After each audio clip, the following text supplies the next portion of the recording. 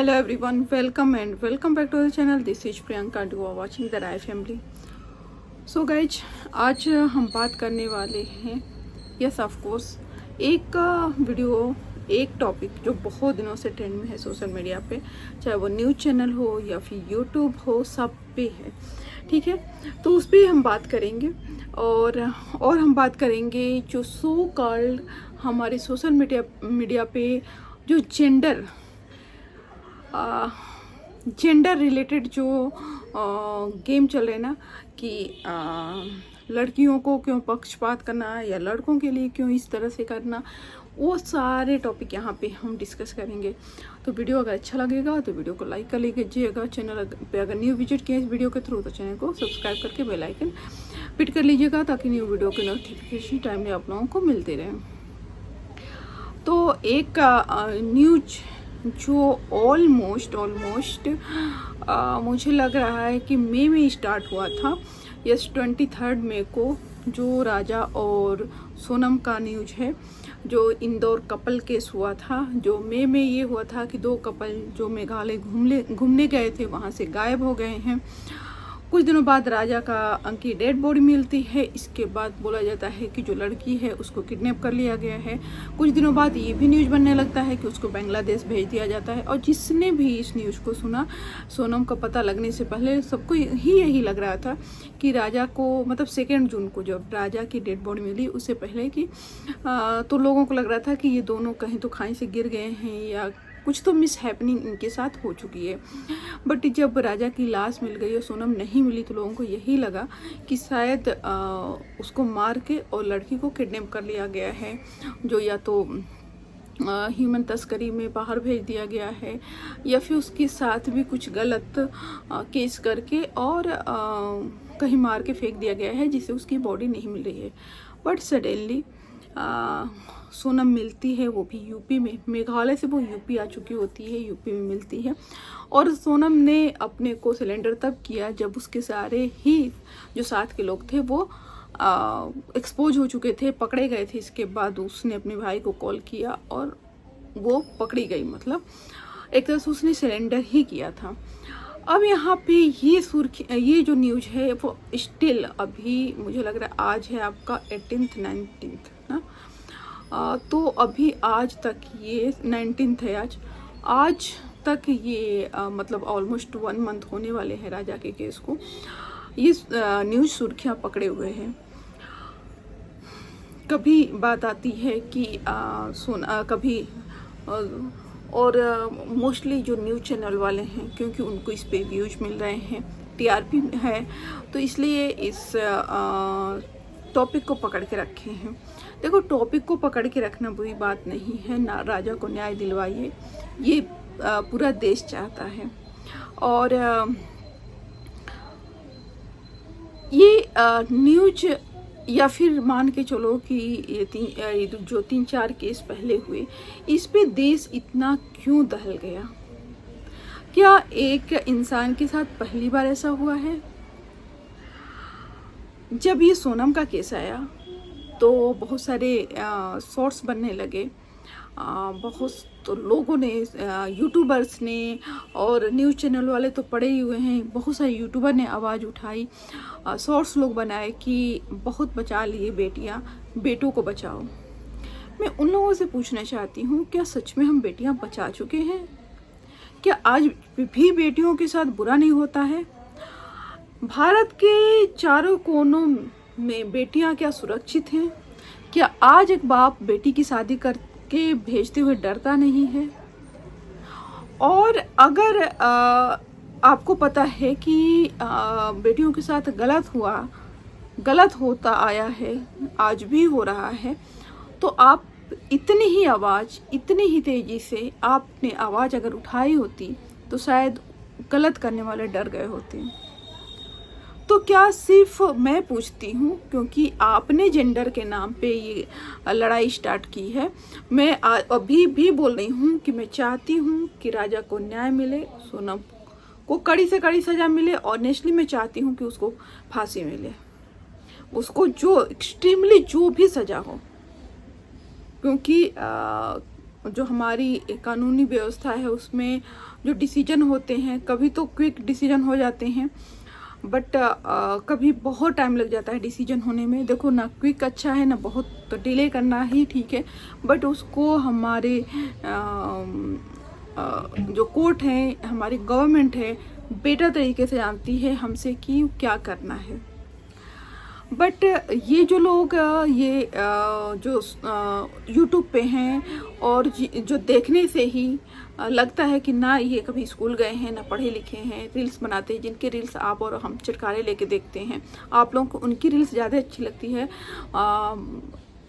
उसकी जगह पे कि अगर आप लोगों को कोई एजुकेशनल चीज़ें मिल जाए वो अच्छी नहीं लगती है, जैसे बहुत सारे लोगों ने पसंद किया। उस आवाज़ पे बहुत सारे लोगों ने अपने लिपसिंग करके रील बनाई कि बेटियों को तो बहुत बचा लिया, अब बेटे बचा लो। तो मैं पूछ रही हूँ कि क्या आज लड़कियाँ होम वायलेंस नहीं हो रहा है लड़कियों के ऊपर? क्या आज लड़कियाँ घर में प्रताड़ित नहीं हो रही हैं?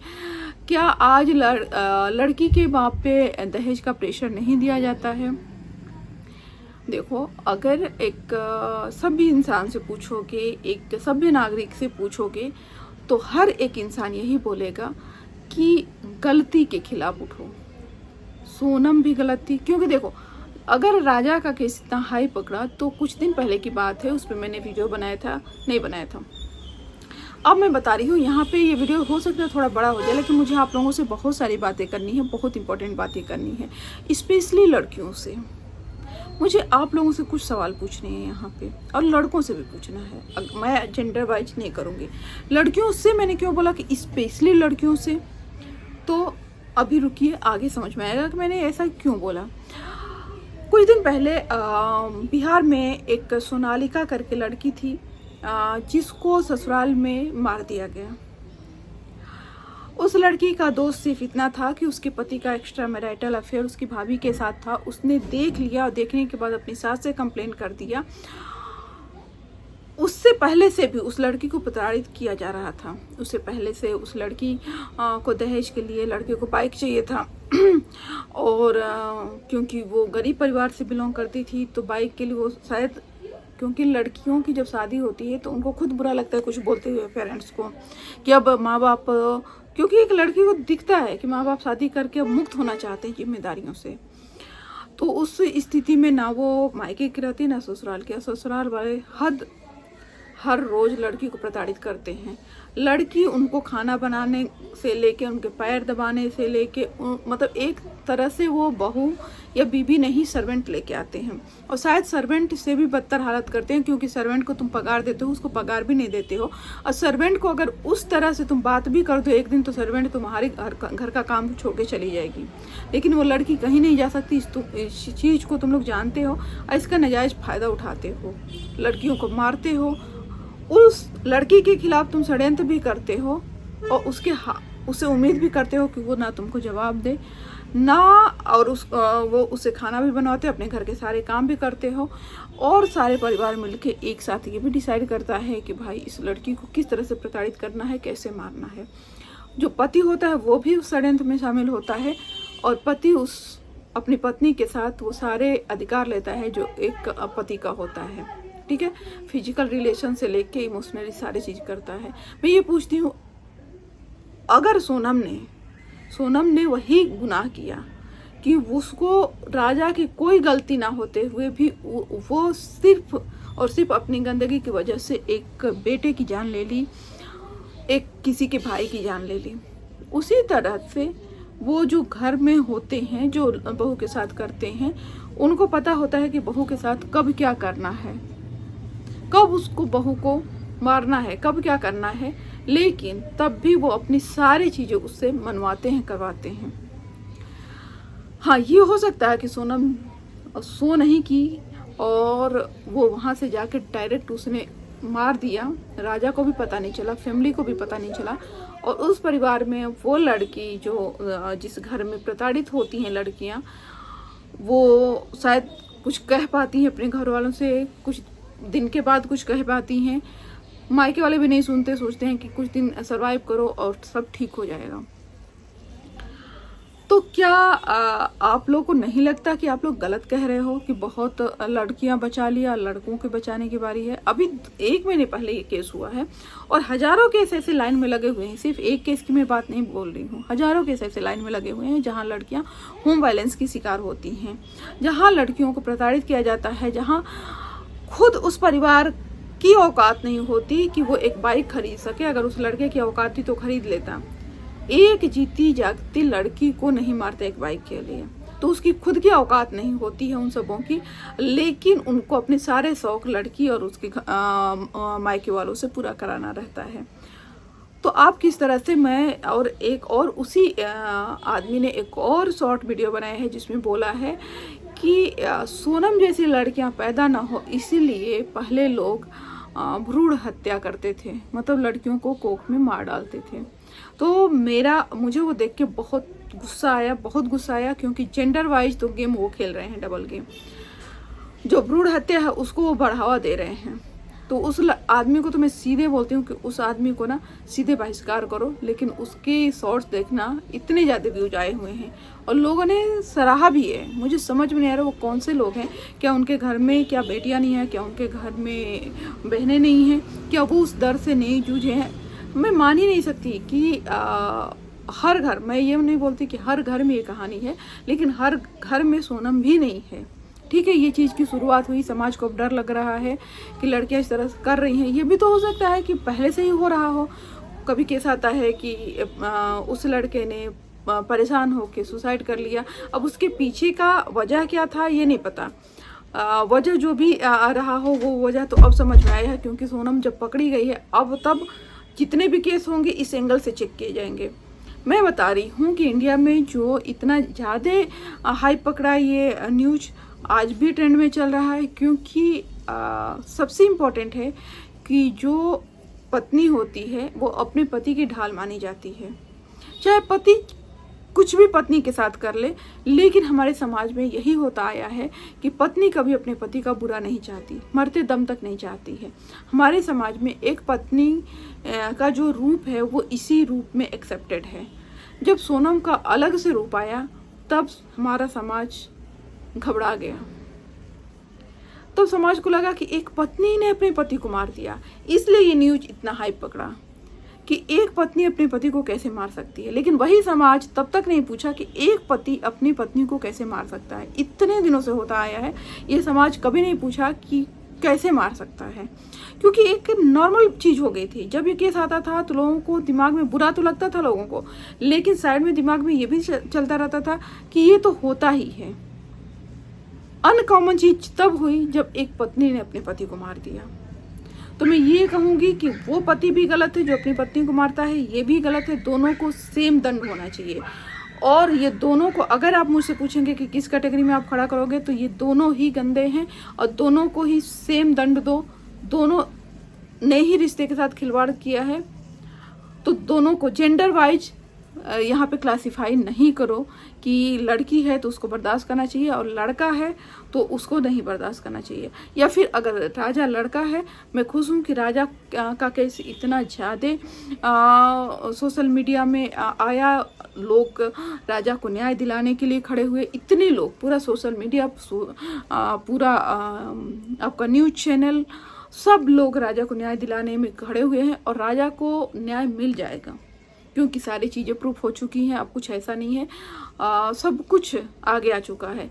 लेकिन मैं उस न्यूज़ चैनल वालों से पूछ रही हूँ कि क्या राजा के केस के बाद आप लोगों को और कोई ऐसा केस नहीं दिखा, आप लोगों के पास नहीं आया? एक और कोई लड़की है, मुझे एग्जैक्ट नहीं पता, अगर आप लोगों को देखना होगा तो आप एक यूट्यूबर हैं जो रिएक्शन वीडियो बनाते हैं, उनके रजत पवार, उनके चैनल पर जाके देखिएगा। अभी फिलहाल में किसी लड़की का केस हुआ है, वो लड़की कहीं बैकवर्ड एरिया से बिलोंग करती है और वहाँ पे लड़कियाँ सिर्फ घर के काम करती हैं, कोई लड़की पढ़ती नहीं है, उसको लड़कियों को आज़ादी नहीं है। वो लड़की पढ़ी, यूपीएससी की तैयारी की और वो दिल्ली आई किसी बैंक के एग्ज़ाम देने, नहीं, रेलवे एग्ज़ाम देने के लिए।